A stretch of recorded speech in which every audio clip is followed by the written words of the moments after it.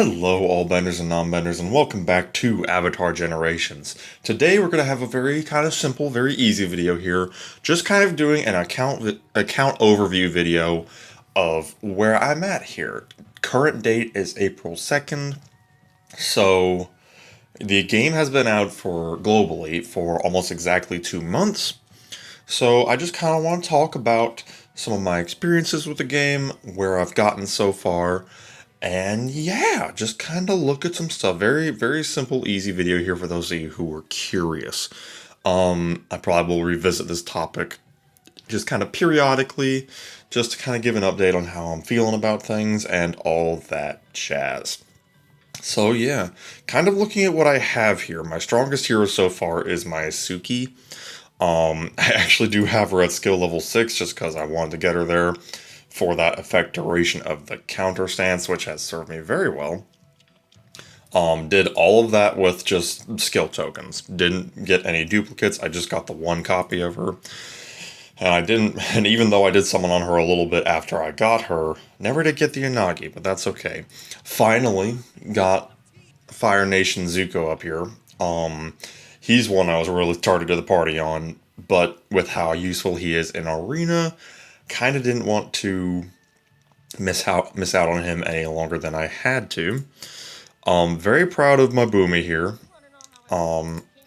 We still have a bug where these activity battles aren't working, or they're only going up like one at a time sometimes. Very odd bug. Don't know what's going on there. But regardless of that, I do have him with a very nice HP build where all but one of these actually have accuracy as a substat, which I have had an immense amount of success with because some of the tanks in Arena can be very bulky on the resistance side, so you need some accuracy to make sure that those imbalances stick.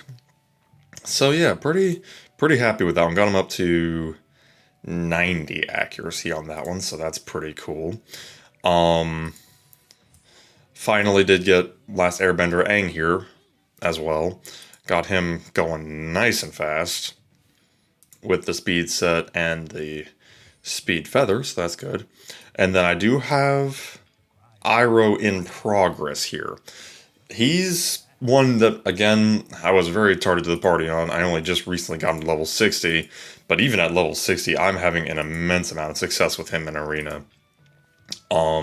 Do have him to skill mastery level 4, thankfully, so that is helpful. He is a bulky monster, and even does have the turn bar reduction on the enemy, which is just wild to me that he can get away with all that. I'm working on getting him, and I do have skill master level 2 from the one time that I bought that 5-star ticket and got a duplicate of him. Now, I am going to talk in depth about the different versions of characters, but I am just going to do it very briefly here. I love Avatar Aang for PvE content. Being able to have this basic here, where he can always inflict the air element on like bosses, is fantastic. And he can actually take a punch while he's at it. With immunity certainly not hurting. And then being able to do extra moves and stuff as well. For PvE, I like Avatar Aang better, but it's no secret that for PvP, Last Airbender Aang is pretty dang good. So yeah, just kind of have both of those characters built up here for their respective purposes. I've got Avatar Aang here with attack and crit damage, just so that you can do as much damage as possible. Oh, and also, I've gotten 2 of these so far. These 4-star artifacts from the bosses. I got this one, which is actually pretty good, with attack percent and accuracy. I was pretty dang happy with that one.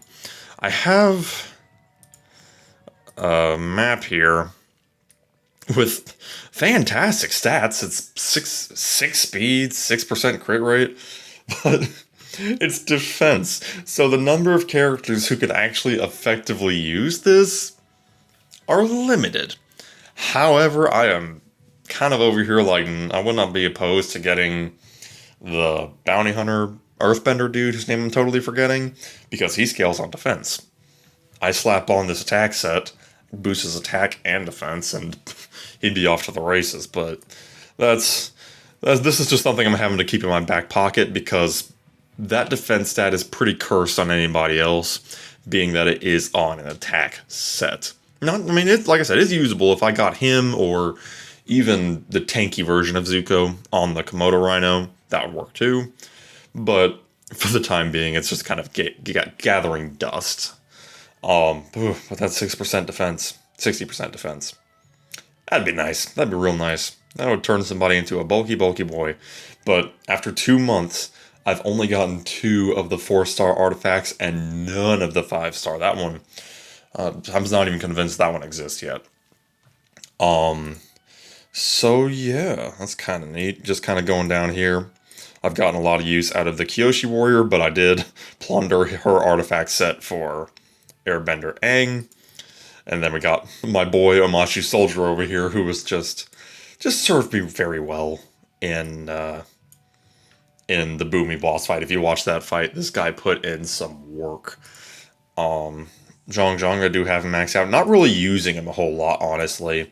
Except for in the Avatar State Aang boss fight. But that's not really a difficult boss fight, so... But that's okay, still pretty happy to have him. I did get Monkey Atso from the freebie ticket, which was pretty awesome. I think it was the second half of the global launch login bonus. Got that, so that was pretty cool. And then this is probably the biggest mistake I've made, where I re-rolled for Avatar State Aang, as opposed to like Gyatso or Pakku or Bending Master Katara. I thought he was powerful at the time, I didn't know better. Oops. I mean, and that's the thing, it's not like he's bad. He's just... His kit doesn't make a lot of sense, because first of all, he only applies elements if there's not already an element, and it's only for 1 turn, so by the time he rolls around to this ability, that does extra damage if there's an elemental effect. Well, I guess it is on himself, now that I'm reading it, which I didn't think it was at the time, so maybe I'm wrong about that one, but regardless, it's just, he strikes me as a little bit odd. But if you do build him with really good attack, he can still pump out some numbers at the very least. And of course, who can forget the Sokka cheese? Who can forget the Sokka cheese? That was a good time. So yeah, at the moment, feeling pretty good about my characters. I am just gonna bop on over to Arena here. Currently sitting, we're less than a day away from the rewards. I'm currently sitting at 44. We'll see if it stays that way. We're just gonna get up here to my rank. And there we are. Top 44 so far. Feeling pretty good about that. And then if we go all the way to the top here, the leaderboard is currently being dominated by Guso. Wherever you are, you know something that we don't, because you are just cruising through the ranks. Oh my gosh. So yeah, he's doing well. He's doing really well. And then just kind of looking at my stats here, struggled on attack wins a little bit. We're under 90%, which I prefer to be over 90%, honestly. But I did make the new team, which had a little bit of a learning period to it. Defensive wins, though, have been better. Defensive wins though, have been much better. 22%, I'm pretty dang happy with, because defense is pretty rough. And then this is kind of what I'm running with as far as the defensive set. Do have the Iroh built with as much HP and defense as I could. I showed you Aang's build. I think I did show you Boomy's build. And then Zuko over here is just all attack all day. With the Wolf Spirit here boosting Boomy and Aang, especially because Aang, when he gets into his avatar state, does scale on speed. So I am pretty happy with that. So that about sums it up here. Nice thing is that statue of Kyoshi patch went through, so that's no longer insanely busted. Almost to getting this kill token, which I'm pretty happy about. And then as far as resources, I do have enough event tickets to where whoever comes out next, I'll be able to get them to pity nice and easily. And working up a nice pile of Peace Chaos tickets and Nature Stones for what's probably going to end up being the Moonslayer Zhao and Princess Yue banner in the future. And like I said, for now, we're skipping Dragon Dance Zuko. Even though he is very good and he can hit like a truck, I don't really need him, and Moonslayer Zhao and Princess Yue very much weigh on my mind, because with there being two of them, I'd be shocked if I didn't go to pity. So yeah, I think that about covers it. I mean, here's achievements here. Did have a weird bug where I ended up getting the skill token here without doing any of the challenges. I don't know how that one happened, but as far as the rest of the challenges go, I've got all the boss fights done, which is pretty cool, and just slowly but surely working through the arena ones. This very last one here, where you gotta catch a Grandmaster 1, that's gonna take a minute. That is going to take a minute. I mean, then again, all of these are. But yeah. So, I have been enjoying the game very much. It absolutely has a lot of room to grow, but it is a new game, so that's to be expected. But I am having a lot of fun with it so far. I think if I'm going to give some predictions of where I think the game's going to go, I think they're going to release some characters eventually that are kind of focused on the arena and countering the current meta, which in my opinion, the current meta is ridiculous turn meter gain, bulky characters, and surviving, kind of like I talked about in my meta report video. So I think we're going to get characters that either block turn meter gain or take more extra turns in order to prevent those survivability effects. Things like that. So yeah, hope y'all have enjoyed this overview. This was just an easy little video, just because I think some people were curious, and I wanted to talk about how I've been doing so far.